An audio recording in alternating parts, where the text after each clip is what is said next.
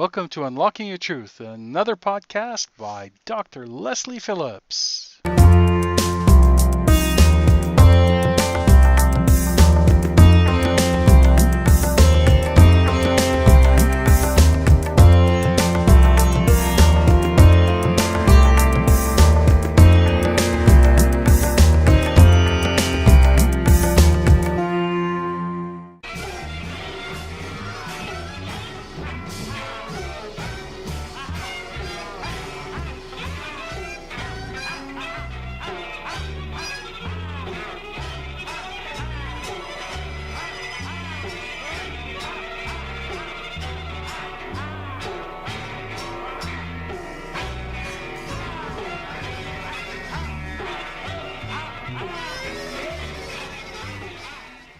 This is the Civil Campus Community Radio News Update with Ryan from Journalism 300. The Abbotsford City Council is hosting the annual Remembrance Day Parade on November 11th. The parade will be from 10 to 1 at the Civil Plaza. Poppy donation boxes are at most major retail locations across Abbotsford and the Lower Mainland. All proceeds from Poppy donations go toward veterans and their families. Police are investigating a fatal stabbing at Abbotsford Senior Secondary School. 2 students are stabbed, 1 student passed away, and the other is in recovery. Abbotsford Senior Secondary was closed following the attack. Counseling services are available at St. Pat's Roman Catholic Church. The school district held a press conference Wednesday morning and had this to say, courtesy of Kevin A. McDonald. At this point, evidence suggests that this attacker was in no way affiliated with the district or any student at the school. We believe this was a random act of violence. Both UFE basketball teams opened the season with 2 series in the Valley. The Cascades host the Saskatchewan Huskies on the 4th and 5th, and they have a home-and-home against rival Trinity Western Spartans the 11th and 12th. More information at ufecascades.ca. The student-run magazine Loud and Singletree is looking for submissions. Any UFE students with an interest in getting your completed literary or visual art piece published is welcome to submit. Email loudon.singletree@ufe.ca with your questions or submissions. This is the award-winning magazine's 9th annual issue. Stealth action video game Dishonored 2 releases Friday the 11th. Developed by Arcane Studios and published by Bethesda Softworks, Dishonored 2 is praised for the decision to use a main female protagonist, a departure from the male-dominated video game space. The first game in the Dishonored series was released in 2012 to critical success. Dishonored 2 comes out for PlayStation 4, Xbox One, and PC. Nintendo is pulling the plug on the Wii U. On Friday the 4th, Nintendo stops all production of their home video game console. The 6th console to hit Canadian markets was a commercial flop for the Japanese entertainment company. The Wii U has sold a reported 13.6 million units, a failure compared to their previous console, the Wii, which sold well over 101 million units. The decision to stop producing Wii U's comes but weeks after the announcement of Nintendo's next console, the Switch, to be released in March 2017. You've been listening to the Civil Campus Community Radio News Update with Ryan from Journalism 300. You're listening to Civil Radio, CIVL 101.7 FM in Abbotsford, broadcasting from the UFV campus and serving the Fraser Valley. Little boy, when is the Polish reggae show on? I think it's on Thursday. Wasn't it? 1 p.m.? 1300 hours. All right, let's go listen to it. My name is Tadeusz Kuczyński, and I like to present very best of the Polish reggae for you.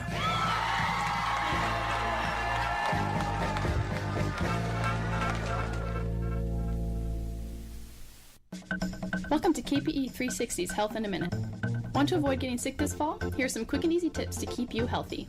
Tip number 1, get rid of those germs. You can do this by simply washing your hands frequently throughout the day with warm, soapy water. Tip number 2, make sure you're getting your fitness in. A healthy body works better to fight off and prevent infections, but make sure you are dressed warm when you're out for a walk. Tip number 3, while you get your fitness in, make sure to stay on top of eating your fruits and veggies and drinking lots of water to flush out the toxins. Did you know oranges contain around 70 milligrams of vitamin C? That is almost a daily recommended amount and is illegal leading factor preventing colds and sicknesses. Tip number 4. Did you know that pumpkin, everyone's fall favorite, is loaded with antioxidants and vitamins which help fight off harmful bacteria?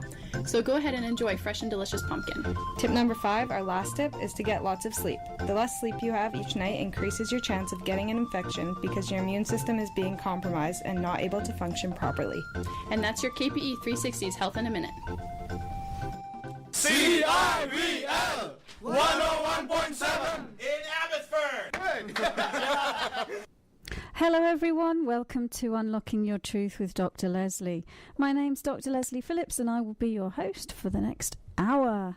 And we're back live in the studio this evening, continuing our series on blocks to developing a spiritual practice. And so today we're going to talk about perfectionism and how does perfectionism get in your way of having a regular meditation practice or developing your intuition or any other spiritual practice that you are wanting to devote yourself to. Now, of course, if you are a new listener, I will just explain that Unlocking Your Truth is a talk show. And usually what we do is the first 15 or 20 minutes of the show, we have a show topic of the night. And tonight, like I said, we're going to talk about perfectionism and its impact on you developing your own personal, unique spiritual practice. But after that, we open the phone lines to callers and we invite you at that point to phone in and ask your questions. And you really, it's up to you what you want to talk about. You can dive in and talk to us about the topic of the day. You can bring up a completely new subject of your own, or you can phone in with your questions. And I'd invite you to ask, if you have any question at all about anything in the realm of metaphysics and spirituality, something you want to know about, something that you've always wondered about, then phone us up and ask, because for sure we'll have an answer. But also you can get an intuitive reading live on air. So if there is a personal challenge that is going on for you in your life and you would like an intuitive perspective, if you would like some more information to help you make your life decisions, then you can also call in during that section of the show. And I will be I'll be reading out the phone number a bit later. And I also invite you, if you want to, you can email info@drlesliephillips as well. All right, so on to tonight's topic. And by the way, there is another voice that you hear, and that's Corey. Another voice. That's there me. He is. And that's the smooth talking voice that picks up your phone call as well. So, I mean, the perfect smooth talking. Yeah. Well, I don't know. We're letting go of perfectionism this evening. Oh, we're not trying to be perfect. Is that it? No, we're letting it go.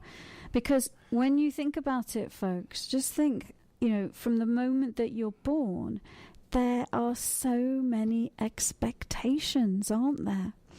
Whether it's from your parents and other family members, whether it's when you go to school and it's from your teachers and your peers, everyone has some form of an expectation of how you ought to be. Whether you have the parents that want you to behave with perfect manners and be very neat, or whether it's your peers who want you to be a tearaway, or whether it's your teachers that want you to be super intelligent. We are surrounded by expectations our whole lives. And it really can interfere with us being able to be ourselves. Because what happens to a lot of people is when they are themselves, they're not accepted or they're not validated for who they are, because that doesn't fit with someone else's picture of what they're supposed to be. And then they learn that if they do, on the other hand, fit in with someone else's expectations and contort themselves into something that they are not, then they are validated. So we learn to mold ourselves to cultural and society's expectations. We try to be perfect in order to fit in.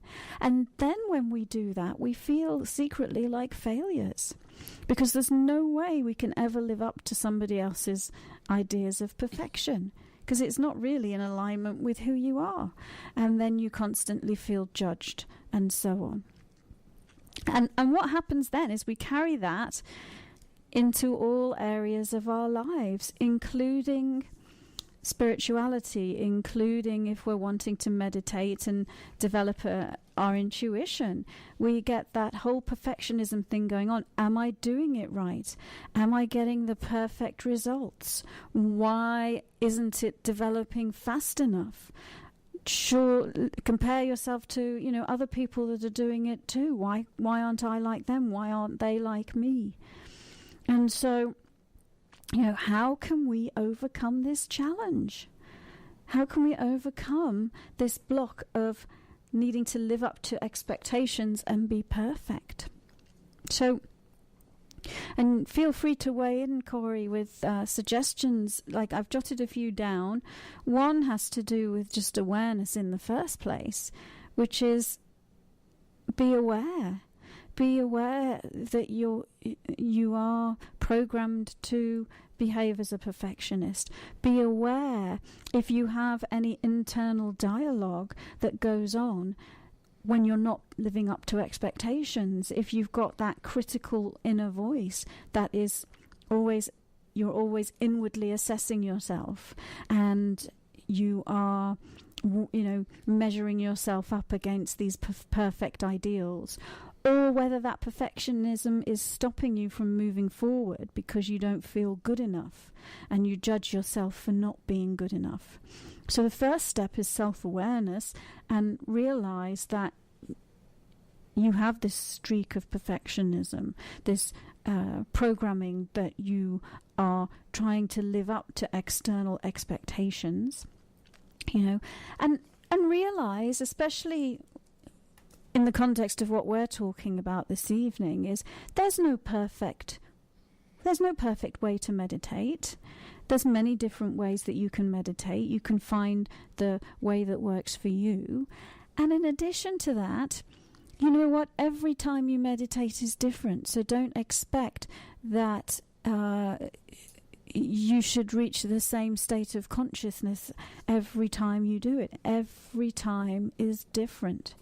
And so let go of your perfect ideas about meditation or about intuition and what intuition is. And then, the next thing I would say, let yourself make mistakes. Let yourself mess up.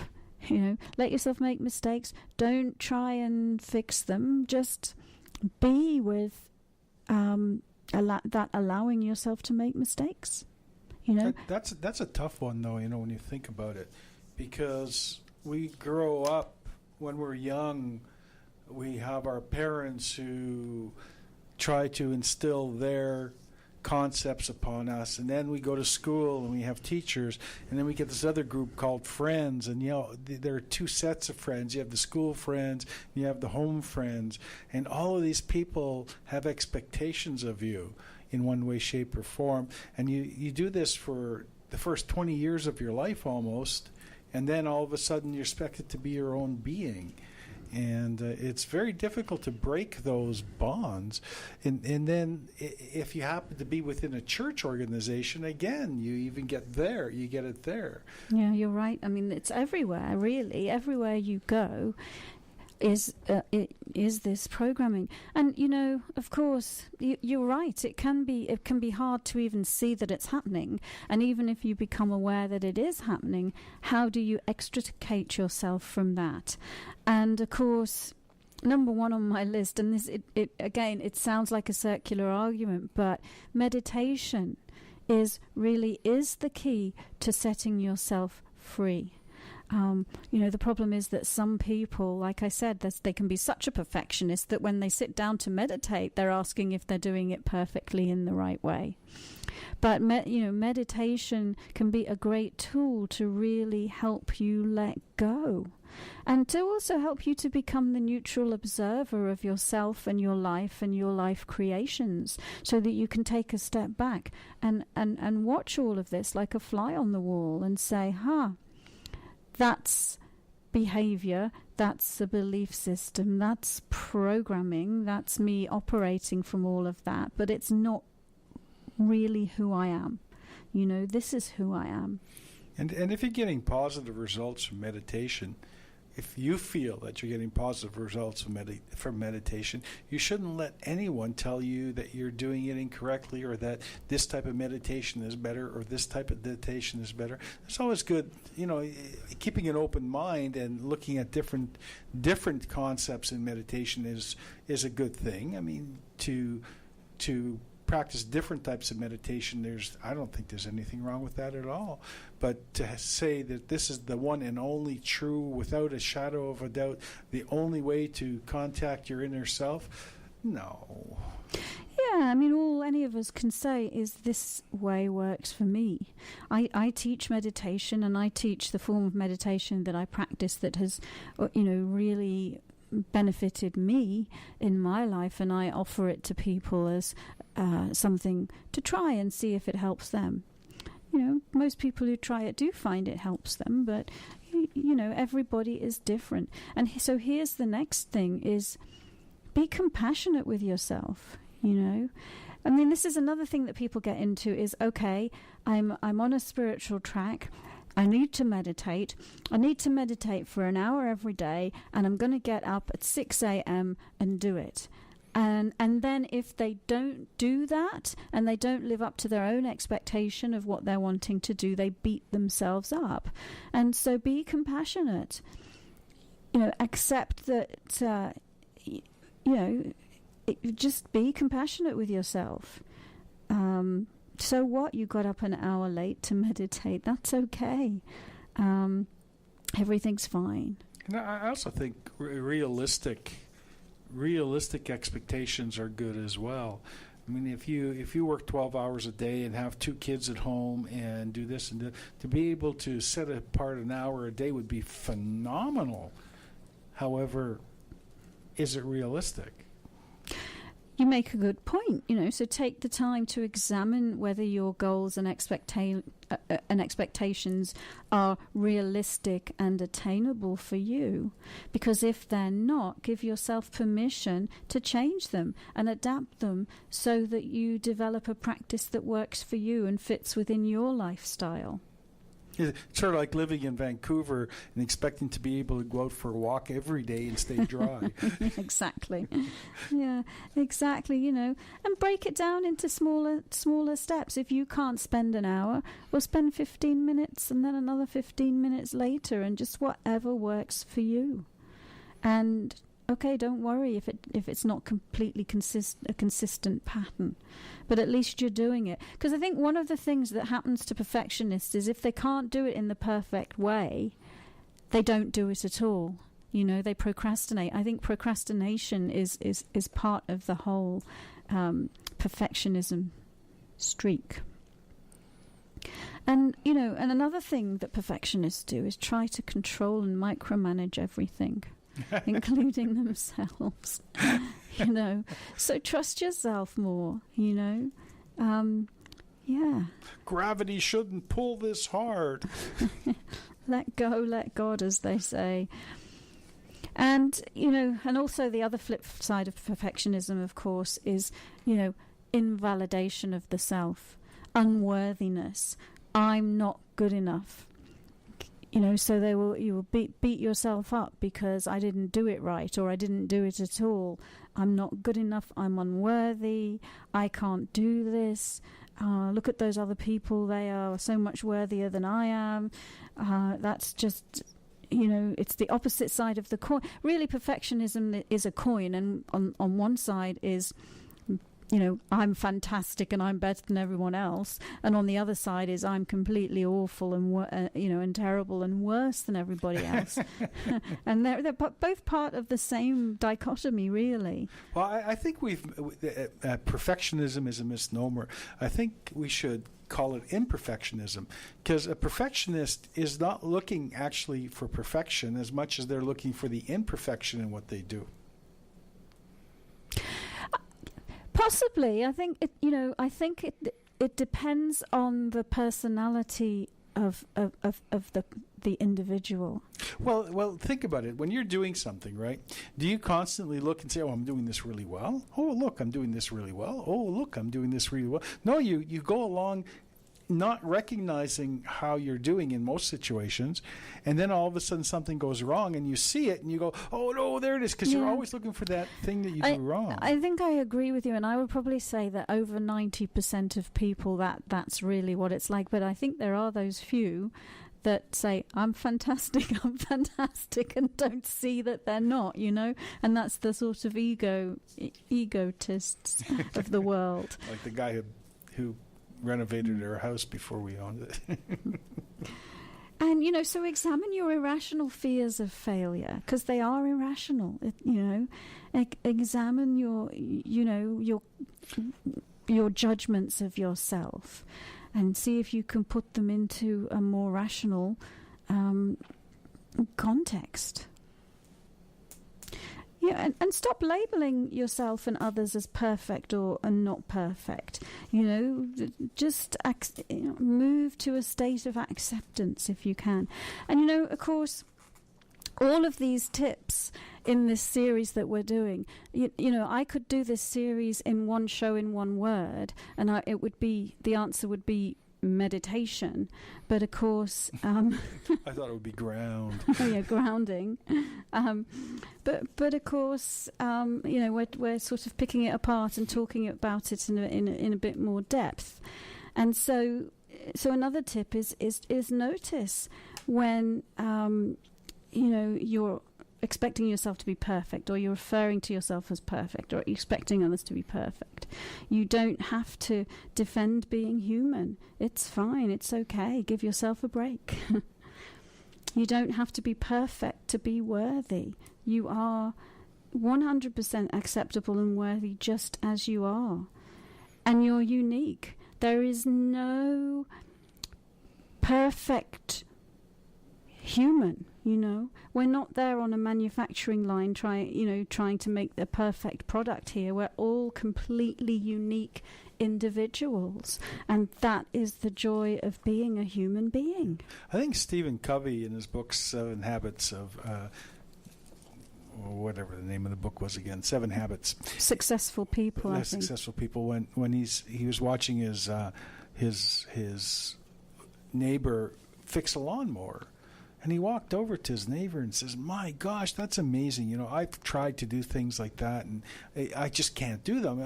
My hat goes off to you for being able to do it." He says, how do you do these things? He says, "Well, the one thing," he says, "I've discovered is that you can do anything you want if you take the time to do it."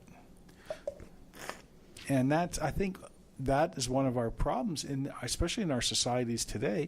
We're all in such a rush all the time that we can't. People want instant results. Yeah, instantaneous results. If it doesn't happen right away, well, especially in meditation, things take time. Yes, and there's another interesting point I jotted down, and then we'll go to a break, which is when I first saw somebody make this comment, I thought, I'm not sure if I agree with that, but it's kind of an interesting perspective, and that is the idea of excellence versus perfection. The greatest artists and athletes, those who nail a 10 out of 10 routine at every competition, can't do that for the rest of their lives, right? And so perfection happens fleetingly, right, for people. It's not a constant state that can necessarily be maintained, whereas excellence can be maintained throughout your life. So long as you don't measure yourself against this idea of perfection that you once attained. So that's just an interesting thought to end that on. Well, I think your parents, when you were on your way out to school the first day, and they said, "Okay, now Dr. Leslie, not Dr. Leslie." No, I wasn't Dr. Leslie then. Okay, Leslie, go out and you'll do well, but all we can ask of you is try your best. And if you try your best on a continuous basis, that's perfectionism. That's excellent. Excellence as opposed to perfection. Yeah. That wasn't quite what I was. No, that's my concept of it. Yeah, no, that's fantastic. We better go to a break. When we come back to the break, everyone, we are opening the phone lines, and so I'll just read out the number: 604-504-7441 extension 4142. 604-504-7441 extension 4142. And if you can drag yourself away from the exciting US election. And today we're talking about meditation and perfectionism within that. Yes, and I think the meditation can help you cope with all the craziness. And if you really want to take a look at the imperfection of human beings, that's a good place to look.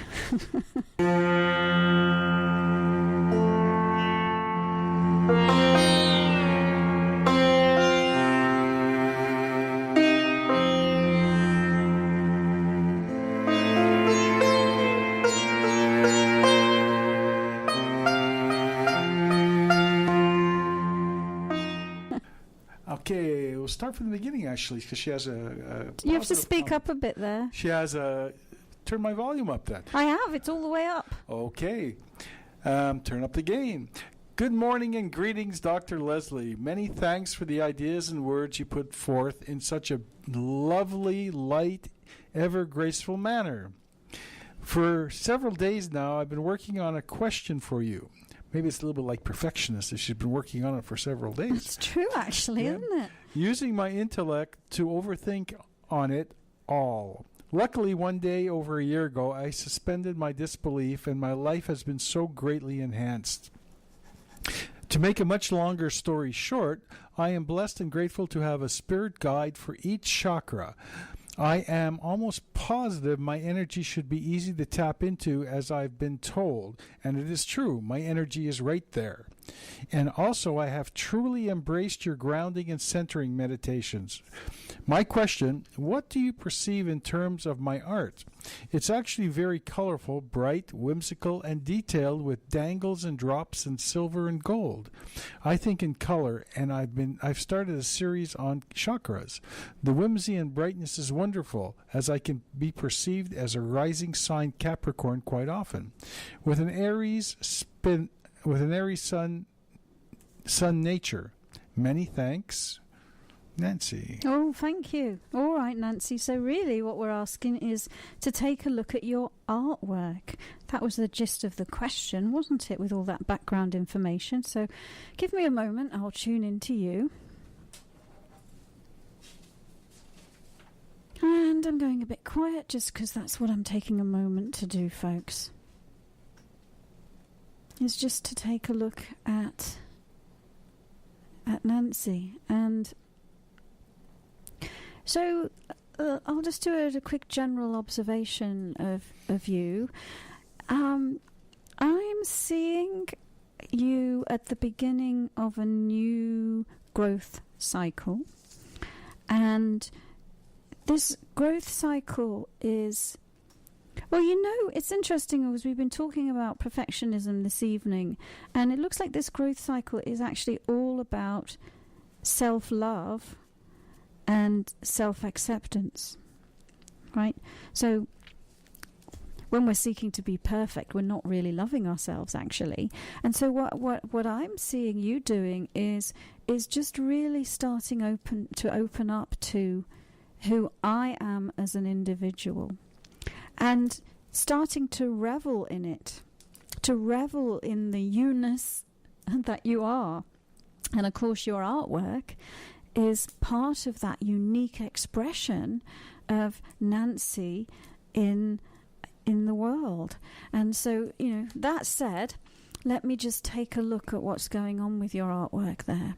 Well, the other thing I would say before I do that is I just feel like in this exploration of yourself and growing into loving yourself more fully, there's a feeling of reaching up to,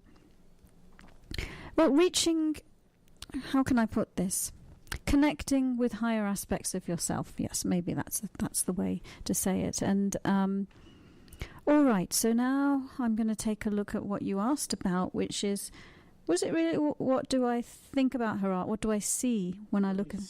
What do I see when I look into? What do you see about her artwork? Well, I see that it is absolutely beautiful. What do you perceive in terms? Yeah, I see that I see that it's absolutely beautiful, and that it is an expression of, well, first of all, energy, but second of all, of the divine. And I'm seeing that your use of those higher vibrational colors of the gold and the silver, it's very much, I would call them, in a way, frequency paintings. And the use of those higher vibrations is a way of uplifting the frequency of the person who is viewing the artwork. And so I see that your artwork is an invitation for people to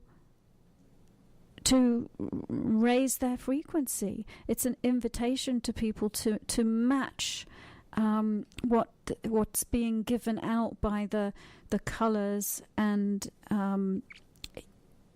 sparkles in the art. Now, let me see. So you said you were doing a series on the chakras, and on one level, I'm seeing that you're actually painting yourself and your own chakras. But of course, when you do that, you're also recording a state of being, a state of consciousness that has a reflective property to other people when they view that art. So I'm seeing that in others coming and looking at a chakra painting that you have done. So, for example, let's say it's the one that you've done on the heart chakra, that they will come and be able to have an experience within their own heart chakra as a result of experiencing your art. Because I'm seeing, for example, that it might, if you're portraying a heart which is open and welcoming and receiving and opening to the possibilities of life, the person witnessing that is invited to open their heart center. And I'm just perceiving that.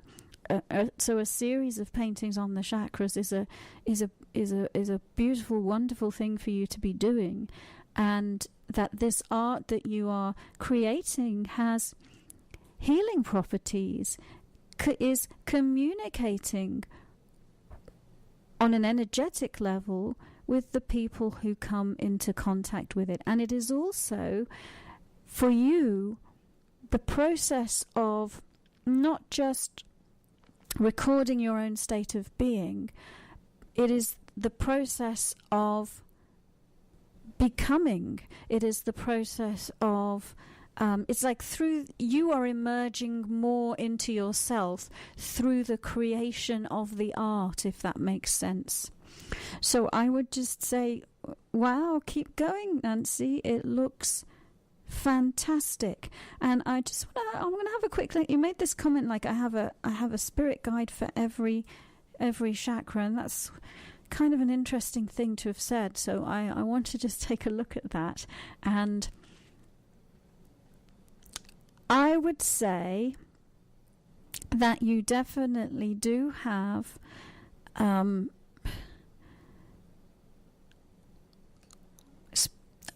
a spirit guide assisting you in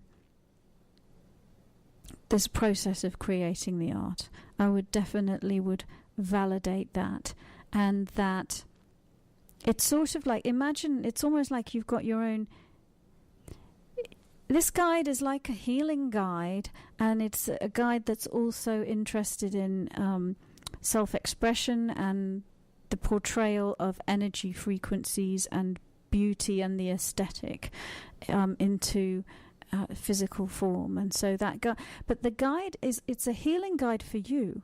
The guide is helping you to heal yourself through the process of doing the art, and at the same time helping you to communicate through the language of energy, frequency, and in some cases, color and color vibrations and symbol. And I'm seeing that when you're doing the art, you're very much in communion with this spirit guide. I was just wondering about Nancy's question, and I'm wondering if Nancy does like just general artwork on chakras, or if she's doing like personalized chakra pieces of art for individuals. Well, what I was looking at is that she was just she was doing a piece on each of the 7 chakras. But you know what? That's something that perhaps her art could evolve into. Yeah, it'd be cool. That would be very cool, wouldn't it?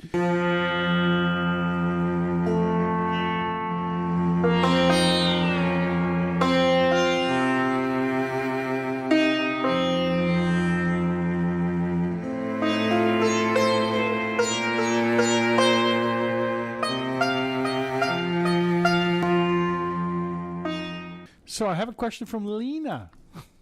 Yeah. Talking about elections outcomes. Lena wants to know, am I going to get pregnant and have a baby? Okay. Are you going to get pregnant and have a baby? Now, usually I don't do future time predictions on the show, but I make an exception when it comes to this one, because what I do is I tune into whether there's any contracts between you and a baby being. So let's take a look, Lena. And just taking a moment to tune in. Well, I would say that the probability is high, because I am seeing that it is something that you passionately would like to happen, and that there are, and I'm seeing 3 baby beings, and that's beings in spirit who are wanting to come in for an incarnation, who would be quite happy to have you as their mother, that there's some kind of agreement that you would create that, or explore the creation of that in the current incarnation. So if I was to make a bet, I'd say yes, because I'm definitely seeing that spirit is lined up with that creation. So that's a short and sweet answer to a short and sweet question. What's the next one? The next question.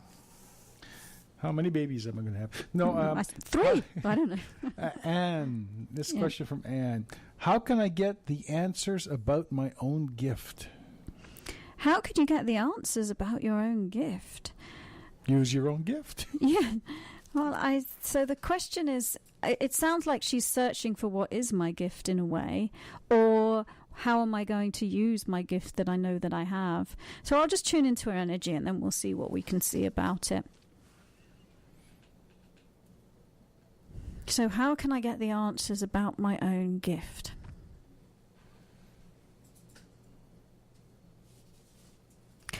Well, I would want to change the question to, how can you... Well, no, I'll answer it by letting go of trying to figure it out using your intellect. It looks like that's the main block. The main block is you're sort of trying to discover and figure out about it. And you've got some notions about what it is, but you're completely overlaying an intellectual perspective on what it is. So I'm seeing 2 things come up. One is the idea of healing and being a healer. And the other is the idea of, let's go, tuning into the mysteries, knowing stuff. And so it's like, I'm seeing you have a recognition that those are aspects of yourself that you're wanting to cultivate and express. But at the moment, it's not flowing through easily because you are, like I said, you're attempting to operate it through your intellect, and it really does not work that way because, as I've said many times before, your intellect is it's part of your physical body. It's the brain, the neurons in your brain firing in in that fashion. But your spiritual gifts are you, the spiritual being, right? They are not your intellect. And so in order to access them, we almost have to set aside the ego. We have to set aside the intellect. We have to set aside our ideas of even what it is to have a gift and just allow it to flow through us. So remind me the question again, Corey. How can I know the answers to my gift? The question is, how can I get the answers about my gift? Oh, okay. Yeah. Well, so the short answer is by disengaging your intellect and just allowing yourself to simply know, allowing the information to just flow without questioning what comes to you. It's sort of like catching it in that instant moment that it arrives and not analysing it. And not trying hard to find it either. All right, so, and another answer, Anne, would be meditation. And, the meditation, I'm about to launch a fantastic course, which is all about overcoming your limits. And so, Anne, if you'd like to be put on the list for that, just write in again to info@drlesliephillips.com. We'll be launching it soon, and it's called Unblock Your Intuition. And it's all about what gets in your way of knowing your own answers or hearing your own answers, and really working our way through using meditation to clear those blocks. So, yeah, write to info@drlesliephillips to get on the list, and then you'll find out when that is launched. So I think we've got time for one more question. Okay, I have a question from Alice. And Alice would like to know, what force do I have? Well, lots of these tonight. What force do I have within me? I was told I was born with an uncommon, enormously strong strength / force. I have never used. Oh, I was. So let me reread that. We did that one last week, I think. No, it was close, but it wasn't. It wasn't this one. What I've already looked over the ones. Oh, okay. What force do I have within me? I was told I was born with an uncommonly enormous, strong strength / force. I have never used. I don't recognize it. The one last week was that she was worried about how to use it and what to do with it. Well, that's right, because I remember using the analogy of Hitler when I did the answer to that one. All right, so this is a different person, but with kind of the same question. So she has a force within her that she's never used and doesn't recognize, and like people have told her this, and she's sort of struggling to identify it for herself. Okay, yeah. Alice, I'll tune into you and give you some information.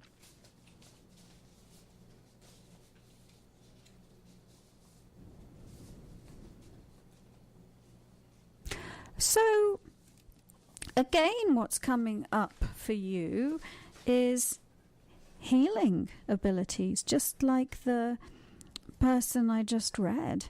So healing abilities is one, and coupled with being able to see and being able to know. And so it looks like healing really is the thing, but healing in a very specific way, in terms of being able to, one might even almost say, it could be applied in things like medical intuition, where somebody is able to psychically scan somebody's body and look at the organs, or an energy healing. So that's what's coming up. And I'm going to give you some information about what the block is and why you're not recognizing it, because I'm seeing that, again, like the previous person, there is a block. So give me a moment and I'll see if I can put this into what I'm seeing into words. Because I would just validate, you really are quite a powerful healer. You have the potential to be a super powerful healer. I see all this enormous capacity of beautiful healing energy, and at the moment it is not flowing through you. And on one level, I would say part of it is trying hard, the trying hard thing. And I'm not necessarily saying that right now you're even trying hard to be a healer. You're just trying hard to know what it is that you don't know. But whenever you are trying hard, you are doing it from the body perspective, because the body uses energy and effort. Spirit doesn't. So if ever you're in effort, if ever you're in your intellect, if ever you're in effort, you're operating as a body, you're not operating as spirit. So now I'm seeing this, the picture that I'm seeing, I guess I'll just describe it and maybe the meaning will emerge. But it's sort of like you've got this beautiful blue healing vibration about you. And then you're holding your hands and there's almost like a holographic picture of the Earth, the planet Earth, in between your hands. And the planet Earth is looking grey. And you've got this beautiful blue healing energy that is, it's sort of like, is not flowing from your hands into the earth, but it could be. That's the picture that I'm seeing. So I'm just wanting to look at what this symbol of holding the earth is. I mean, in a way, that kind of explains itself. It says, well, you've got the potential to be a healer, and you know, on a planetary scale, but there's a block. But there's just something about the planet looking so grey. It doesn't look like itself. It doesn't look like its blue-green self. It looks grey, and I feel like there's something I need to pull out from that symbol. So give me a moment.